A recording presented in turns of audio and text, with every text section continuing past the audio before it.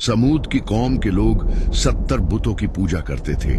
जब वो लोग बहुत ज्यादा गुमराह हो गए तो अल्लाह ने 16 साल के एक लड़के को नबी बनाकर उनकी तरफ भेजा।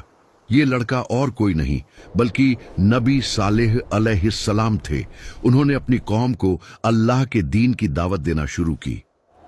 इन पत्थर के खुदाओं को छोड़ो। लेकिन वो लोग नहीं माने। इसी तरह कई साल गुजर गए और बहुत थोड़े से लोग ही ईमान लाए।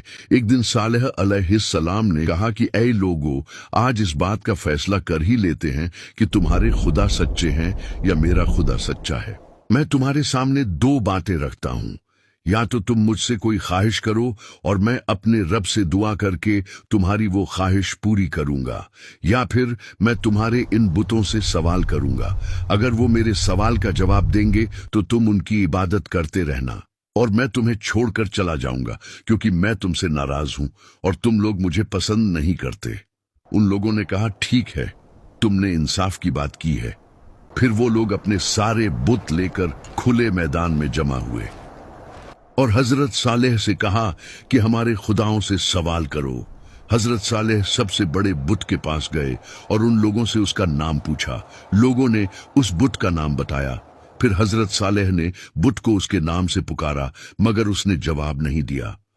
फिर दूसरे बुत को पुकारा, फिर तीसरे को, और इसी तरह तमाम बुतों को पुकारा, मगर किसी ने जवाब न दिया। फिर उन्होंने कहा, देखो, मैंने तुम्हारे सारे खुदाओं को पुकारा मगर किसी ने जवाब न दिया। अब तुम लोग मुझसे सवाल करो ताकि मैं अपने रब से दुआ करूं, वो तुम्हारी बात कबूल करेगा। फिर उन लोगों ने खुद अपने बुतों को पुकार कर कहा कि ऐ हमारे खुदाओं, तुमने सालेह का जवाब क्यों नहीं दिया?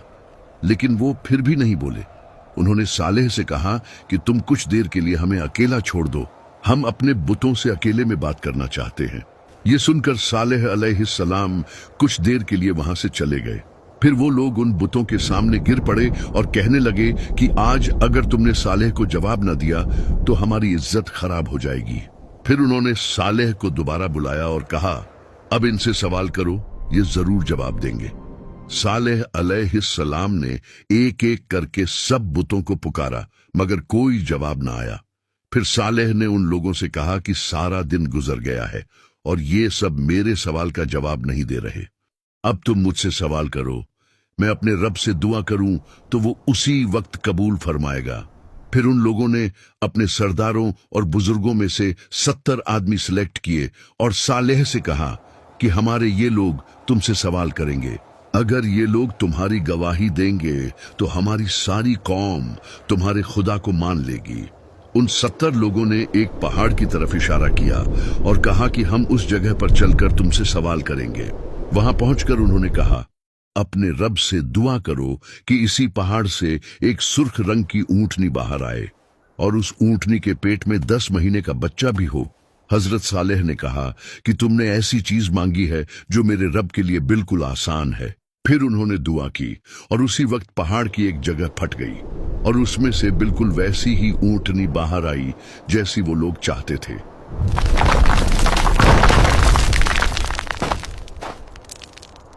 लोगों ने जब ये अजीब मंजर देखा तो कहने लगे कि तुम्हारे रब ने इतनी जल्दी तुम्हारी दुआ कबूल कर ली। हजरत सालेह ने उनसे पूछा, क्या तुम्हें अब भी कुछ शक है?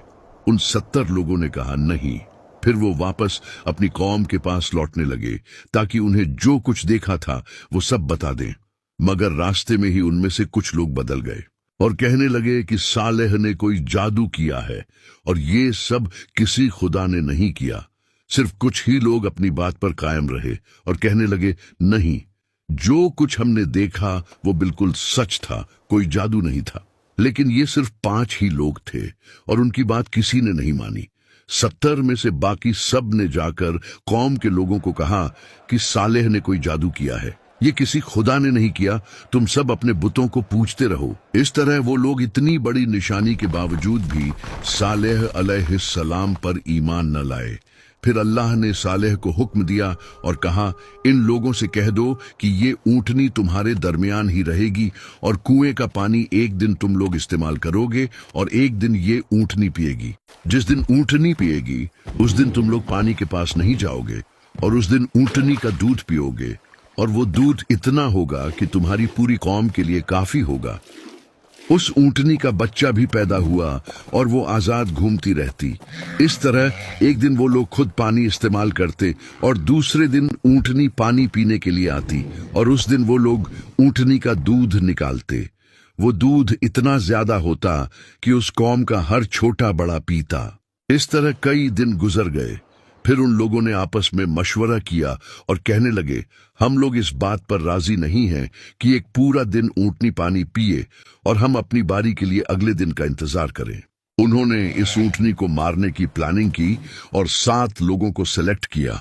अगले दिन जब वो ऊंटनी पानी पीने के लिए आई तो उन 7 लोगों ने उस पर हमला कर दिया और उसे मार डाला। ये देखकर ऊंटनी का बच्चा पहाड़ की तरफ भागा और आसमान की तरफ मुंह करके ऐसी आवाज निकाली जैसे रो रहा हो।